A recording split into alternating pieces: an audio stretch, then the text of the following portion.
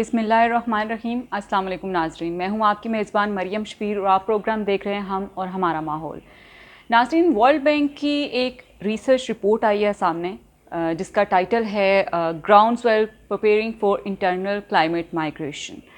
सबसे पहले तो मैं आपको बताती चलूँ कि ये इंटरनल माइग्रेशन या क्लाइमेट माइग्रेशन ख़ास तौर पे क्या होती है। क्लाइमेट माइग्रेशन या क्लाइमेट इंड्यूस्ड माइग्रेशन वो माइग्रेशन होती है जो क्लाइमेटिक इवेंट्स होते हैं, स्लो ऑनसेट होते हैं ख़ास तौर पे या फास्ट ऑनसेट भी इवन जो होते हैं, उनकी वजह से जो बाशिंदे एक जगह से दूसरी जगह मूव करते हैं उसको कहते हैं। मिसाल के तौर पे ड्राउट्स हैं, जैसे हमारे थर के इलाके में, थर पार्कर में ड्राउट्स बहुत ज़्यादा होते हैं, उसकी वजह से लोग जो है वो मूव करते हैं। इसको जो विद इन कंट्री होती है, जो मुल्क के अंदर अंदर होती है, उसको इंटरनल माइग्रेशन कहते हैं। तो इस रिपोर्ट में ये भी बताया गया है कि इंटरनल जो माइग्रेशन है ये जो है आने वाले वक्तों में बढ़ेगी और ये 3 मेजर रीजन को जो है नाज़रीन फोकस कर रहा है।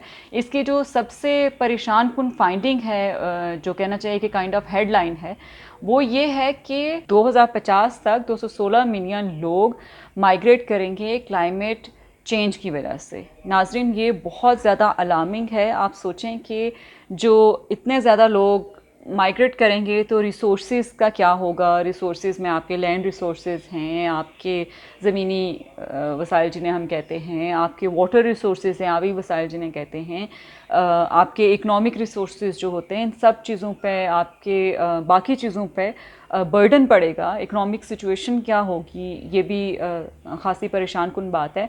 ये रिपोर्ट बेसिकली 3 रीजन्स को इसमें बताया गया है कि बहुत ज़्यादा माइग्रेशन होगी और इसमें साउथ एशिया भी है। साउथ एशिया में ऑफ कोर्स आपको पता है कि पाकिस्तान भी आता है। तो ये रिपोर्ट ये कहती है कि साउथ एशिया में 40 मिलियन के करीब 2050 तक जो है वो माइग्रेशन होने के खदशात हैं। इसी तरह ये बताती है कि ईस्टर्न यूरोप और सेंट्रल एशिया में 5 मिलियन, नॉर्थ अफ्रीका में 19 मिलियन और सब सहारन अफ्रीका में 86 मिलियन जो है वो माइग्रेशन होगी। और east Asia and the Pacific, ये जो रीजन है, इसमें 49 मिलियन माइग्रेशन 2050 तक होगी। आप ये देखें कि इसमें लैटिन अमेरिका भी है जिसमें 17 मिलियन माइग्रेशन का बताया हुआ है। आप ये देखें कि इस कदर जो माइग्रेशन होगी उसकी वजूहात जो है वो ये रिपोर्ट क्या बताती है। वो बताती है कि एक तो लोग जो है वो क्लाइमेट चेंज की वजह से तो करते ही हैं, इसके अलावा वाटर स्कैर्सिटी, जैसे क्लाइमेट चेंजेस हो रहे हैं तो बहुत सारी जगहों पे आप देखें कि पानी के मसाइल हो रहे हैं, तो वाटर स्कैर्सिटी की वजह से लोग मूव करेंगे। क्योंकि ख़ासतौर पर अगर आप पाकिस्तान की बात करें तो एग्रीकल्चर पर डिपेंडेंट होते हैं, आपको डे टू डे लाइफ के लिए चाहिए होता है पानी, आपके इंडस्ट्रियल रिक्वायरमेंट्स में भी पानी की रिक्वायरमेंट्स होती हैं, तो उसकी वजह से भी माइग्रेशन होगी। Water scarcity is one of the issue. फिर दूसरी रीज़न जो है वो वर्ल्ड बैंक की रिपोर्ट बताती है लोअर क्रॉप प्रोडक्टिविटी, यानी कि आप देखें वाटर स्कैर्सिटी होगी तो एक तो वाटर कंपोनेंट तो है ही है कि लोअर क्रॉप प्रोडक्टिविटी होगी, यानी कि फसलें कम, आपकी उसमें उस तरह से फ़ायदा नहीं होगा, कम पैदावार उनकी होगी। तो एक ये फैक्टर है। थर्ड फैक्टर है sea level rise and storm surge. अब सी लेवल राइज ख़ासतौर पे कोस्टल एरियाज़ को अगर आप देखें, पाकिस्तान में आप देखें तो कराची है, सी लेवल राइज होता है, जो कि IPCC की रिपोर्ट भी बताती है कि बिज़नेस एज यूजुअल हमारी एमिशंस का जारी रहा तो सी लेवल राइज जो है वो होगा ऑफ कोर्स। और सी लेवल राइज की वजह से जो हमारी प्रैक्टिसेस हैं उनकी वजह से जो सी लेवल राइज होगा तो जो कोस्टल एरियाज़ हैं उनमें फ्लडिंग के ज़्यादा ख़तरात होते हैं। नाज़रीन, आप कुछ, ये रिपोर्ट ये बताती है कि कुछ जगह ऐसी भी होंगी जो बिल्कुल लिवेबल नहीं रहेंगी। बहुत सारी जगह, आई एम श्योर बहुत सारी ऐसी होंगी क्लाइमेट चेंज की वजह से जो कि लिवेबल नहीं रहेंगी। एक तो इसमें हीट स्ट्रेस है, यानी कि हीट वेव्स जो वक्त के साथ साथ बढ़ती जा रही हैं। आप अक्रॉस द वर्ल्ड देखें कि इस साल कितनी ज़्यादा हीट वेव्स पड़ी हैं, ना सिर्फ पाकिस्तान में, इंडिया में, बांग्लादेश। आप इसके अलावा देखें कि कनाडा में, अमेरिका में रिकॉर्ड हीट वेव्स। इस सब मतलब लोड शेडिंग भी वहाँ हुई कनाडा और अमेरिका जैसे इलाकों में। इतनी ज़्यादा रिक्वायरमेंट्स थी इलेक्ट्रिसिटी की, कूलिंग चाहिए थी लोगों को। तो एक्सट्रीम इवेंट्स एक्सट्रीम इवेंट्स में देखें कि फ्रीक्वेंट फ्लडिंग, आपके हीट वेव्स बहुत फ्रीक्वेंसी के साथ होंगी। इसी तरह आपके जो दूसरे क्लाइमेटिक इवेंट्स हैं जिसमें आप अनप्रेसिडेंटेड रेनफॉल्स हैं, इस तरह के बहुत सारे जो है वो एक्सट्रीम इवेंट्स जो हैं वो आपको ज़्यादा देखने में मिलेंगे। साइक्लोन्स की बात अगर आप करें तो वो भी होंगी। लैंड लॉस होगा। अब जब एक्सट्रीम इवेंट्स और ये सारे कंबाइंड फैक्टर्स होंगे तो ऑफ कोर्स आपका लैंड लॉस होता है। मिसाल के तौर पे आप देखें कि लैंड लॉस कैसे होता है। मिसाल के तौर पे जैसे सैलाब आता है अनप्रेसिडेंटेड रेनफॉल की वजह से, तो उसकी वजह से आपकी जो है वो ज़मीन बह जाती है। आप डीजी खान और इन इलाकों की तरफ देखें तो आपको समझ आएगी कि कैसे सैलाब से ज़मीन जो है वो लोगों की ज़ाया हो जाती है, वो जो बाउंड्रीज़ उनकी होती हैं वो ख़त्म हो जाती हैं, तो आपको पता नहीं चलता। इसके अलावा आपकी केमिकल यूज़ होता है, ये सारी चीज़ें पेस्टिसाइड्स वगैरह के इस्तेमाल की वजह से भी आपका लैंड लॉस होता है।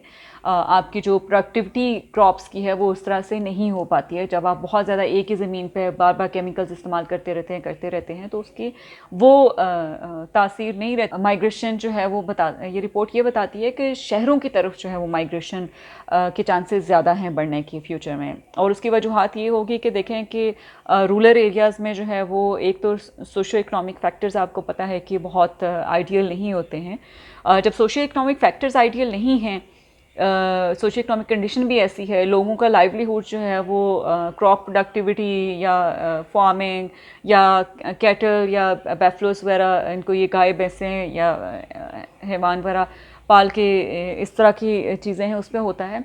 तो जब ये भी एक्सट्रीम वेदर इवेंट्स की वजह से नहीं सर्वाइव कर सकेंगी ये चीज़ें भी, वहाँ पर मसले होंगे, वहाँ पर फ्रीक्वेंट फ्लडिंग और इस तरह के इश्यूज़ होंगे, तो ऑफ कोर्स लोग जो है वो बेहतर सहूलियात की तरफ आने की कोशिश करेंगे, जहाँ पे बेहतर उनको हालात मिल सकें, जहाँ पे वो थोड़ा बहुत कमा सकें, अपनी फैमिलीज़ को सपोर्ट कर सकें, जहाँ पे इतना ज़्यादा उनको वो ना हो। तो इससे देखें कि बर्डन कितना ज़्यादा जो है वो शहरों के ऊपर पड़ेगा, मैनेजमेंट के ऊपर पड़ेगा। इसका एक असर आपने देखा कि क्या है, इसका एक असर आपका कराची की एग्ज़ाम्पल आपके सामने है, लाहौर की एग्ज़ाम्पल आप ले लें, कोयटा में थोड़ी उस तरह से मेरी नज़र से स्टडीज़ नहीं गुजरी हैं, लेकिन मेन जो शहर हैं आप दुनिया के कोई भी देख लें उनमें किस तरह से पॉपुलेशन बढ़ती है, यानी कि माइग्रेट करती है। और उसकी वजह ये होती है कि वहाँ पे सोशो इकनॉमिक कंडीशंस उनको बेहतर मिलती हैं, एजुकेशन, हेल्थ, हॉस्पिटल्स, ये सारी चीज़ें, ट्रांसपोर्ट, ये और जो कि हर शहरी का हक होता है, जहाँ पे वो बेहतर होती है तो लोग वहाँ पे ज़्यादा माइग्रेट करते हैं।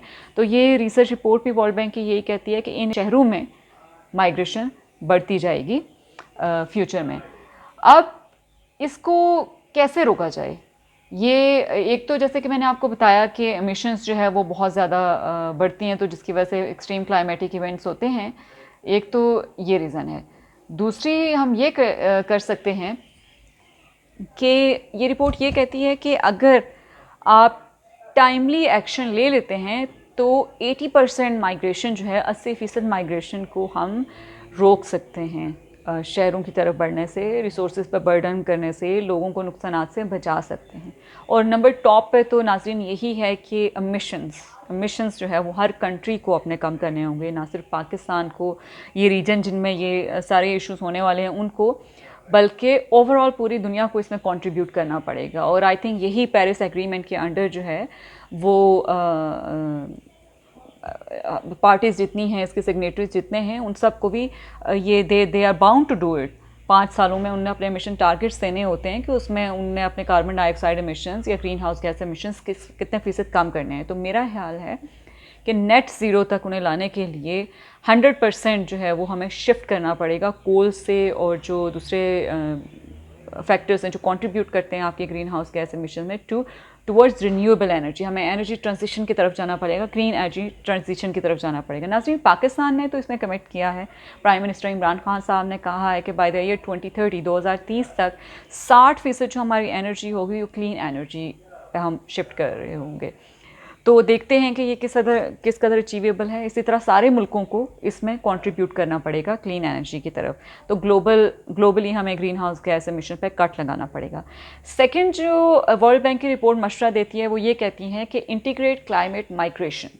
ठीक है जी, इंटीग्रेट क्लाइमेट माइग्रेशन को कैसे, कि आपको इंफ्रास्ट्रक्चर और जो डेवलपमेंट है उसको इस तरह से प्लान करना पड़ेगा कि वो कंड्यूसिव हो माइग्रेंट्स के लिए, या वो कंड्यूसिव हो जहाँ पर उनके डेस्टिनेशन एरियाज़ हैं उनके लिए भी, ताकि बहुत ज़्यादा नुकसानात उनके ना हों, ताकि वो उनको ज़रूरत ना पड़े माइग्रेट करने की। इस तरह से भी हम लिमिट कर सकते हैं। प्लान फॉर ईच फेज़, ये मशवरा भी देते हैं। हर आप सोचेंगे कि माइग्रेशन की क्या फेजेस हो सकते हैं। देखें, एक माइग्रेशन से पहले की फ़ेज़ होती है, एक माइग्रेशन के दौरान फ़ेज़ होती है, और एक माइग्रेशन के बाद की फ़ेज़ होती है जिसमें सेटल हो रहे होते हैं आपकी कम्युनिटीज़ और पॉपुलेशन। तो आप हर फेज़ को प्लान कर सकते हैं, यानी कि माइग्रेशन से पहले किस तरह कर सकते हैं कि जैसे आपने ग्रीन हाउस गैस एमिशंस और यानी कि जो फैक्टर कंट्रीब्यूट कर सकते हैं उनको आप किस तरह से मैनेज करें कि कम हमें जो है वो कम नुकसानात हो, जो कम्युनिटीज़ माइग्रेट कर रही हैं उनको कम नुकसानात हो। ड्यूरिंग माइग्रेशन बहुत सारे इश्यूज़ होते हैं जिसमें आपको हेल्थ कैंपस जो हैं, आपके जो मेडिकल कैंप्स हैं वो लगाने की ज़रूरत पड़ती है, ट्रांसपोर्टेशन की ज़रूरत पड़ती है, कुछ रिसोर्सेज की ज़रूरत पड़ती है। इस पर एक अलग से वीलॉग में करूँगी। और फिर माइग्रेशन के बाद के भी हैं कि आपकी जो स्किल है उसकी बेस पे जाके आपको जॉब ढूंढनी है, सेटल कहाँ होना है आपने, इस तरह के सारे फैक्टर्स इसमें होते हैं। और लास्ट जो इसमें वर्ल्ड बैंक आपको बताता है वो ये बताता है कि invest in understanding the drivers. अब देखें कि क्लाइमेट इंड्यूस माइग्रेशन के ड्राइवर्स कुछ होते हैं जो कि कंट्रीब्यूट करते हैं आपकी माइग्रेशन में, जो आप ये डिसाइड करता है बंदा कि मैंने माइग्रेट करना है या नहीं करना है। उन ड्राइवर्स में आपके सोशो इकोनॉमिक ड्राइवर्स होते हैं, इन्वायरमेंटल ड्राइवर्स होते हैं, आपके दूसरे जो सोशली कुछ ड्राइवर्स होते हैं कि किस तरह से आपके पॉलिटिकल ड्राइवर्स होते हैं। ये बहुत सारे फैक्टर्स होते हैं जो कि मिल के जो है वो इंसान जो माइग्रेट कर रहा होता है क्लाइमेट चेंज की वजह से, उसको ये सारे फैक्टर्स अपने जहन में रखते हुए जो है वो डिसाइड करना पड़ता है कि किस तरह से वो माइग्रेट करे। तो इन ड्राइवर्स पे वर्ल्ड बैंक ये कहता है कि मज़ीद इन्वेस्टमेंट करने की ज़रूरत है, यानी कि इसमें मज़ीद रिसर्च की ज़रूरत है, मज़ीद डेटा की ज़रूरत है, जिसकी वजह से माइग्रेशन को मज़ीद अंडरस्टैंड किया जा सके। तो ये जो रिपोर्ट जिसकी मैं आपको चीता बातें बता रही थी, उसके जो डिटेल्ड वर्जन है वो मेरे वीलॉग में कमेंट्स में आप नीचे देखें, उसकी वर्ल्ड बैंक की रिपोर्ट का लिंक है। आज के लिए यही रिसर्च स्टडी डिस्कस करनी थी। अगले वीलॉग में हम एक नए टॉपिक के साथ आएंगे। तब तक के लिए खुदा हाफिज़।